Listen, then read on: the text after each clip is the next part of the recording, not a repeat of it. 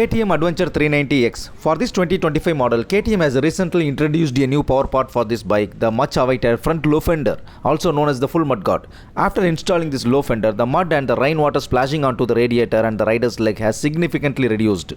Because of this, the high mounted fender is no longer required and I am planning to remove it. The price of this new low fender is Rs 1100 and it is available at all KTM service centers. I have also installed the OE center stand which gives excellent support while lubricating the chain and the sprocket. The center stand cost Rs 2179 at KTM service. Next is the grab rail. The stock grab rail is good but a bit wider, so I replaced it with Auto Engina's grab bar with saddle stay combo. This is very useful for mounting tailbacks and tying bungee ropes securely. Now coming to the fuel economy. In the city, the bike returns 25 to 27 km per liter. On the highway rides above 100 to 120, I get around 22 km per liter. And at the top speeds, the mileage drops to around 19 km per liter. But the performance of the bike is absolutely awesome.